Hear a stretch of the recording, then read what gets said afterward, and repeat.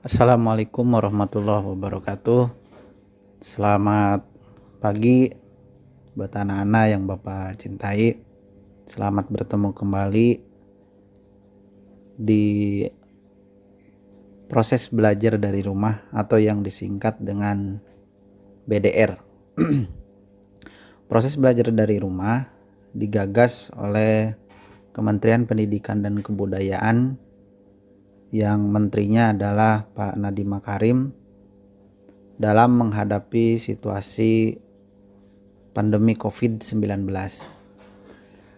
Proses belajar dari rumah sebetulnya sudah tidak asing atau dulu terkenal dengan istilah pembelajaran jarak jauh, karena sebelumnya SMK Negeri 1 Tarumajaya pernah mendapatkan program dari Provinsi Jawa Barat, yaitu program SMK PJJ, yaitu SMK Pendidikan Jarak Jauh, di mana para siswanya adalah merupakan siswa-siswi yang putus sekolah dan dia mempunyai keinginan untuk melanjutkan sekolah. Proses belajarnya adalah tidak mengganggu mereka bekerja atau aktivitas mereka sehari-hari. Mereka belajarnya dipandu oleh guru-guru secara online, baik itu WA, Zoom meeting, atau via e-learning. Dan setiap 1 minggu sekali ada pertemuan baik di hari Sabtu maupun di hari Minggu. Itu adalah program SMK PJJ yang masih berlaku sampai saat ini terakhir. Nah, di bulan Maret karena terjadi krisis virus corona atau yang disebut COVID-19, maka Kementerian Pendidikan meluncurkan kembali pendidikan jarak jauh. Dimulai pada saat itu adalah dengan menyetop ujian nasional, kemudian meliburkan semua sekolah-sekolah mulai dari SD, SMP, dan SMA, termasuk SMK. Sehingga praktis proses pembelajaran dilakukan di rumah secara mandiri, secara online maupun offline. Anak-anak yang berbahagia, pada kesempatan kali ini Bapak akan menjelaskan apa sih sebetulnya proses belajar di rumah. Kita lihat slide berikutnya. Proses KBM di masa pandemi COVID-19. KBM sering dipanjangkan, istilahnya adalah kegiatan belajar mengajar. Dulu sebelum ada COVID-19, mungkin kalian juga mengalami waktu di SMP, belajar itu tatap muka. Guru di kelas ketemu dengan muridnya, kemudian berinteraksi satu sama lain. Nah, sekarang semenjak ada virus corona atau COVID-19, proses seperti itu tidak mungkin dilakukan karena akan mempunyai resiko yang besar terhadap penularan virus corona. Dikhawatirkan karena anak-anak itu rentan terhadap virus corona, maka Kementerian Pendidikan, gubernur, sampai ke bupati dan wali kota masih melarang sekolah untuk dibuka kembali. Adapun beberapa sekolah yang sudah diperbolehkan tatap muka ketika suatu daerahnya berstatus zona hijau. Zona hijau itu artinya tidak ada pertumbuhan kasus corona atau dikatakan aman lah dari virus corona. Salah satu contoh adalah di Kota Sukabumi. Untuk Provinsi Jawa Barat, SMA dan SMK yang diperbolehkan tatap muka hanya Kota Sukabumi.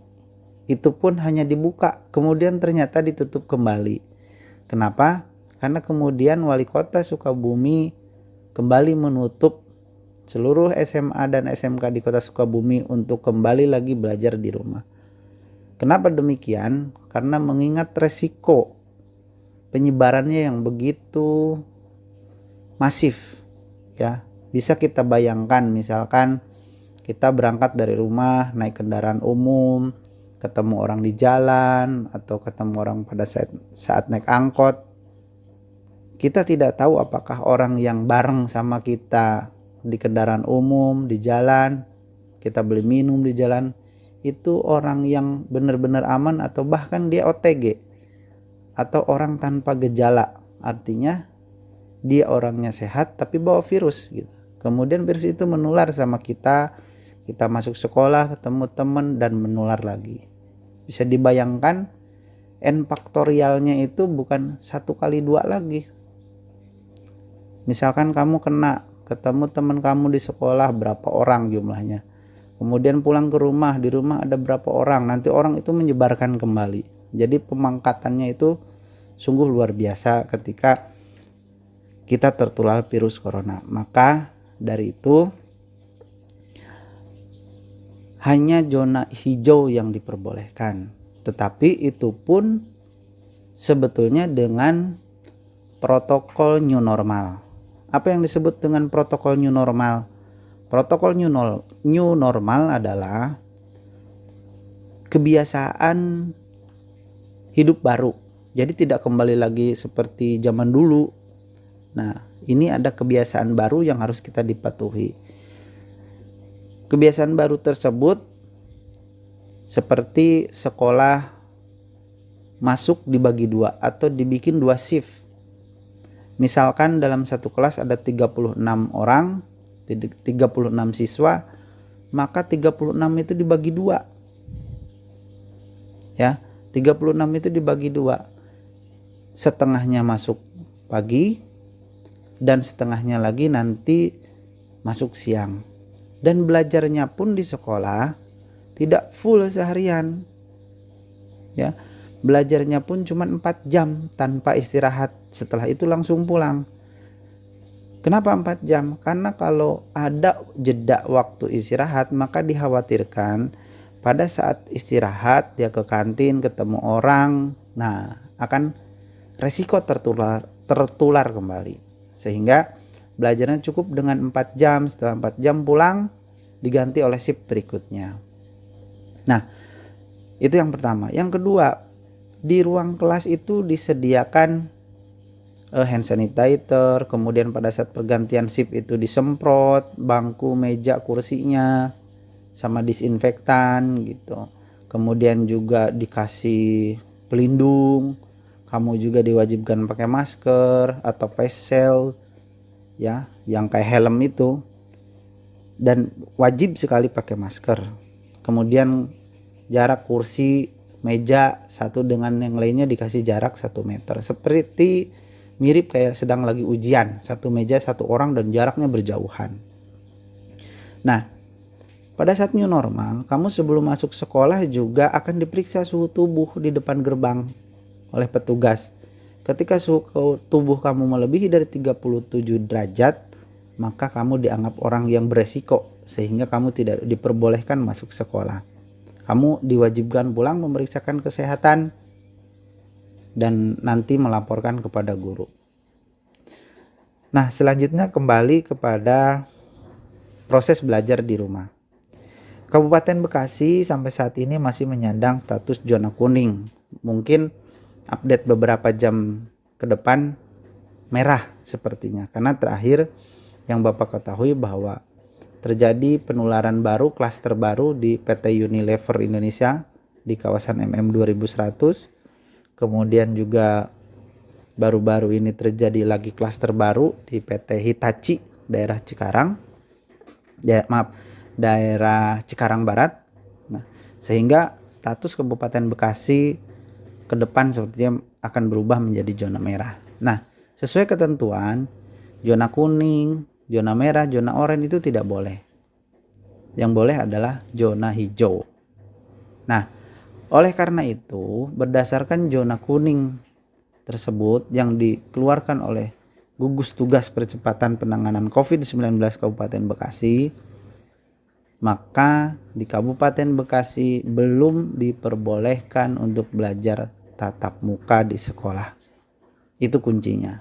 Jadi kenapa kita tidak boleh belajar tatap muka di sekolah? Karena status Kabupaten Bekasi masih zona kuning. Makanya kalian itu sebetulnya dilarang berkumpul-kumpul dengan teman di luar, main HP, nongkrong, naik motor, kemudian nongkrong di tempat-tempat malam minggu, di tempat-tempat keramaian, itu tidak boleh sebetulnya.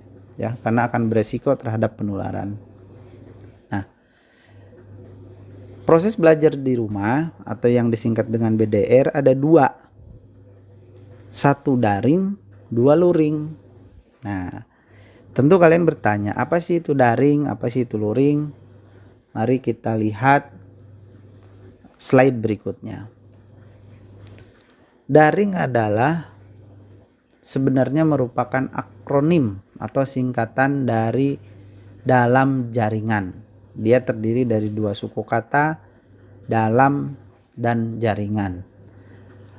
Atau dalam bahasa Inggris kita bisa mengenalnya dengan istilah online. Kalau anak-anak sekarang kalau mengenal istilah online sudah tidak asing lagi, ya. Karena keseharian kita berhubungan dengan internet, dengan HP, dengan laptop. Itu kalau nggak ada internetnya mati gaya kalau ada anak sekarang. Jadi online bukan sesuatu hal yang baru bagi kita semua untuk zaman sekarang, ya. HP nggak ada kuotanya, HP nggak bisa internet, buat apa gitu. Jadi itu daring, ya. Jadi daring itu dalam jaringan. Jadi artinya ketika kita belajar secara online menggunakan internet itu ya disebut dengan daring. Nah, kemudian ada juga yang disebut dengan luring. Luring itu akronimnya kata luar jaringan, ya. Atau kita sebut gampangnya adalah offline. Kalau tadi yang daring itu online, nah sekarang yang luring itu offline gitu. Jadi ada online, ada offline, ya. Itu. Nah, ini kedua proses ini baik itu online maupun offline itu disebut dengan nantinya adalah proses belajar dari rumah, ya. Selanjutnya di slide berikutnya, apa sih sebetulnya perangkat yang harus kita siapkan untuk proses belajar dari rumah baik secara daring ataupun luring? Yang pertama, kita tentunya harus memiliki handphone atau HP. Nah, tentu harus dengan kuotanya, ya. Nah, saran Bapak, kalau untuk membeli kuota lebih baik adalah kuota yang per bulan, jangan per minggu. Sempat ada anak Bapak tanya, kamu kuotanya berapa? Saya beli mingguan Pak, satu minggunya itu 20.000 katanya. Nah, kalau satu bulan ada 4 minggu udah berapa? 20 kali 4, ya. 2 kali 4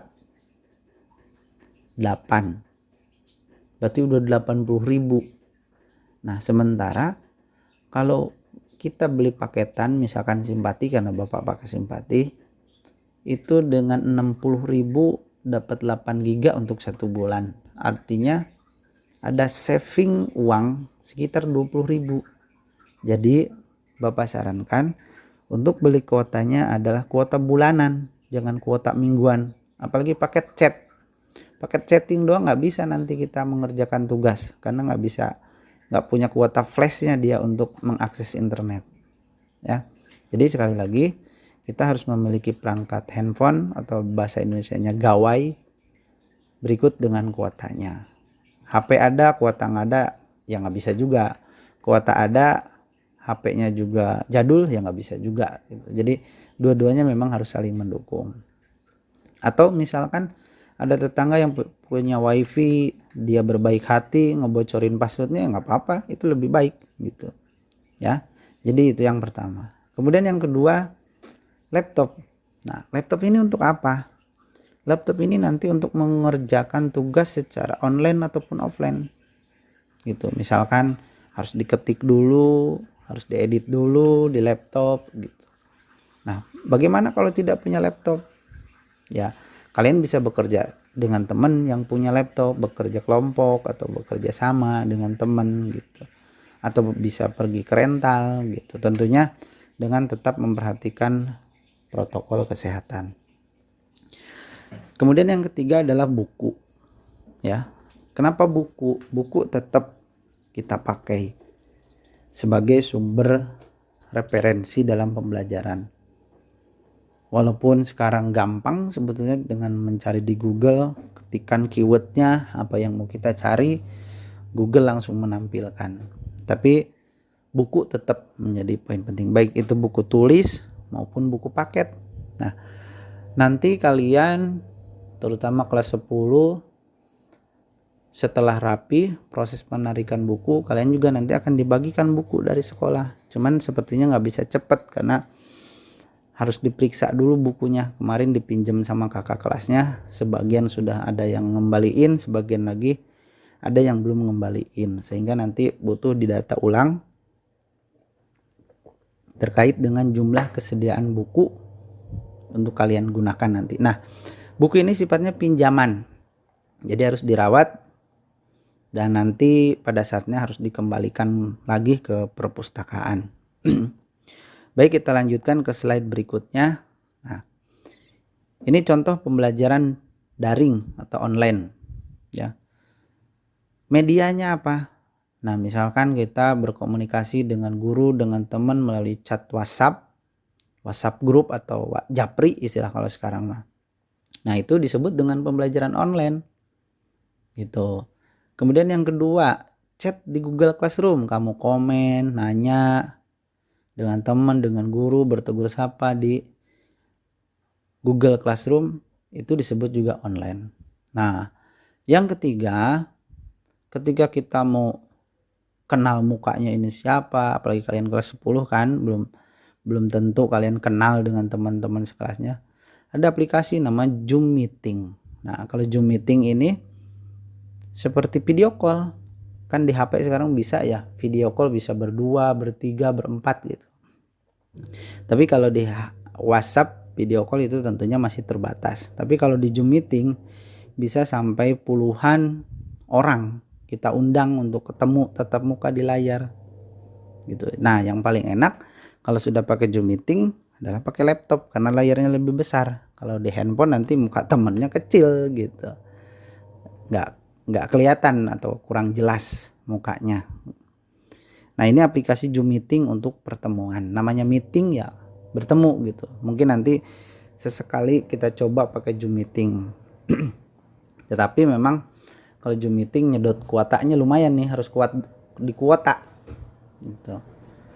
Nah, kemudian selanjutnya adalah contoh pembelajaran luring atau offline ya.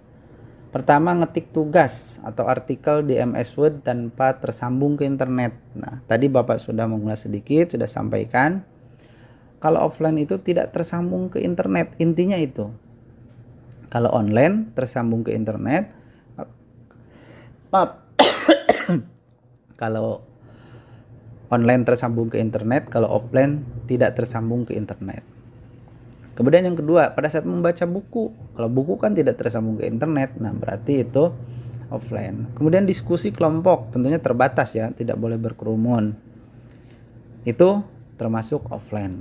Ngobrol gitu sama teman, ngebahas topik tertentu atau materi tertentu, kemudian nanti ditulis, disimpulkan, kemudian diserahkan ke wali kelasnya, itu disebut dengan offline ya.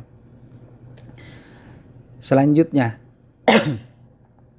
aplikasi yang digunakan untuk BDR kelas 10 adalah platformnya adalah Google Classroom atau disingkat dengan GCR ya.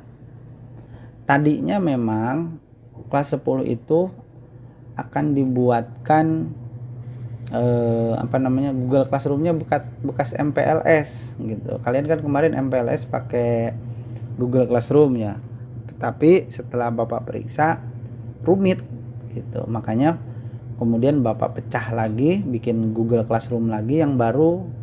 Kemudian sudah Bapak masukkan wali kelas, guru BK, ketua jurusan gitu, untuk nanti bisa belajar bersama-sama.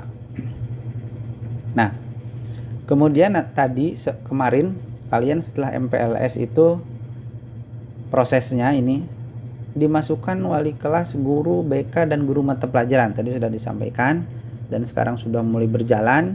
Jadi kalian di GCR itu sudah ada gurunya, silahkan nanti mau bertanya, misalkan guru matematika saya siapa gitu, guru PAI saya siapa, boleh silahkan, mangga, nanti ada di grup itu. Nah, persyaratan di grup kalian yang pertama, nama akun itu tidak boleh yang aneh-aneh. Nama akun itu harus bisa menjelaskan nama asli kamu gitu. Satu itu, jadi nama akunnya jangan aneh-aneh, jangan nama panggilan, harus nama lengkap ya. Tujuannya untuk apa? Untuk memudahkan mengenali, oh ini si ini komen, si ini aktif, si ini nggak aktif gitu. Kalau nama panggilan atau namanya dibikin aneh, ya bapak ibu guru tidak kenal gitu. Kemudian yang kedua, foto profil. Nah, foto profil itu harus foto sendiri, jangan foto dari Instagram, foto dari Facebook, foto orang, foto artis diambil gitu ya. Dan perlu diperhatikan tetap kesopanan, kesantunan harus dijalankan. Contoh misalkan foto profilnya gambar cewek seksi, nah itu tidak boleh, atau gambar binatang itu tidak boleh, atau gambar yang sekiranya memang tidak pantas untuk sekelas anak pelajar gitu. Jadi foto profilnya lebih baik foto sendiri biar kenal ya, biar jelek tapi terkenal gitu kan, daripada ganteng tapi profil orang buat apa gitu. Tuh, jadi harus bangga sama muka sendiri, pakailah profil dengan foto sendiri. Selanjutnya nanti instruksi pembelajaran dan jadwal belajar akan disampaikan di GCR. Ini jadwal yang sekarang, yang diupload sekarang adalah jadwal untuk 1 minggu dulu untuk proses prakondisi. Kenapa harus prakondisi? Karena ini adalah disebut dengan proses pembiasaan dulu ya. Pembiasaan kalian absen. Jadi jam 7.00 sampai jam 7.30 itu kalian wajib mengisi absen dulu, daftar hadir, kemudian mengupload kecakapan hidup hari kemarin gitu. Jangan lantas karena online kamu absennya sesuka hati, itu nggak bisa gitu ya. Jadi absen tetap jam 7 sampai jam 7.30. Kalau absennya nanti misalkan lebih dari itu, maka dianggap terlambat gitu. Dan nanti itu adalah sebagai bentuk penilaian attitude atau sikap. Nah, kalau dia hadir absen tepat waktu berarti sikapnya baik. Kalau dia absennya lewat dari jam 7.30 berarti sikapnya tidak baik, sehingga nanti akan mempengaruhi nilai, terutama nilai PPKN itu kaitannya, dan nilai dari guru-guru yang lain. Oke, kita lanjut. Oh, ternyata sudah habis. Jadi itu apa penjelasan dari program belajar dari rumah atau disingkat dengan BDR. Nah, nanti setelah tayangan ini kalian bisa melihat rundown atau jadwal kegiatan belajar di rumah, walaupun kemarin memang sudah diupload sama Bapak Ibu wali kelasnya yang bentuknya PDF, tapi Bapak tampilkan lagi di video berikut jadwal kegiatan belajar di rumah untuk minggu pertama. Demikian penjelasan program belajar dari rumah Bapak sampaikan, mudah-mudahan bermanfaat. Oh ya, maaf, terakhir perkenalkan, nama Bapak Pak Afif Firman Hermansyah. Bapak adalah Wakil Kepala Sekolah Bidang Kurikulum. Ini adalah tugas Bapak menjelaskan terkait dengan program belajar di rumah. Demikian, terima kasih. Billahi taufiq wal hidayah. Wassalamualaikum warahmatullahi wabarakatuh.